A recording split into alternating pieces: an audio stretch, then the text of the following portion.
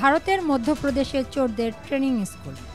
ভারতের মধ্যপ্রদেশ রাজ্যের ৩টি প্রত্যন্ত গ্রাম চোর স্কুলের জন্য একরকম বিখ্যাত হয়ে উঠেছে।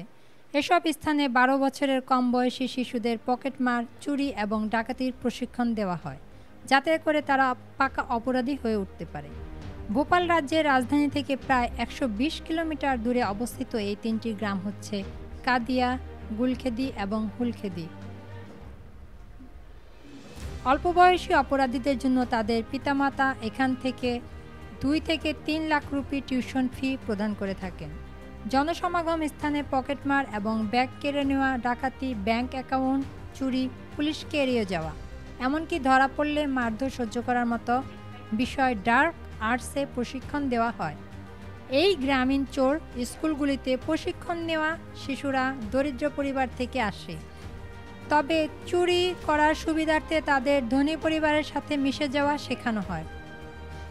তারা প্রায়ই বিবাহের মতো বিশেষ অনুষ্ঠানে অনুপ্রবেশ করে, যাতে তারা সহজেই অতিথিদের পকেট মারা, গয়না চুরি বা পুরোপুরি ডাকাতি করতে পারে। পুলিশের রেকর্ড অনুসারে এই ৩ গ্রামের ২,০০০ জনেরও বেশি ব্যক্তির বিরুদ্ধে সারা দেশে থানায় ৮,০০০-এর বেশি মামলা রয়েছে।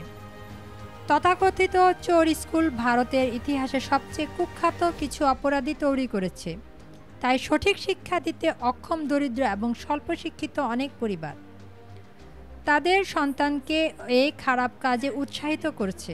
অভিভাবকরা গ্যাং লিডারদের সঙ্গে দেখা করার পর তাদের সন্তানদের ১ বছরের জন্য এই স্কুলে পাঠান। এখান থেকেই তারা অপরাধ জগতের বিভিন্ন দক্ষতা অর্জন করে একসময় বড় অপরাধী হয়ে ওঠে। তথাকথিত স্কুল থেকে প্রশিক্ষণ নেওয়ার পর এসব ছাত্রদের পরিবারকে বছরে ৩ লাখ থেকে ৫ লাখ টাকা পর্যন্ত দেওয়া হয়ে থাকে। এই প্রত্যন্ত গ্রামগুলিতে অপরাধীরা গভীরভাবে প্রথিত। পুলিশ এসব বিষয়ে জানলেও তারা দেখেও না দেখার মতো অবস্থায় থাকে, কেননা এই অপরাধ জগৎ থেকে তাদেরও মাসোহারা রয়েছে।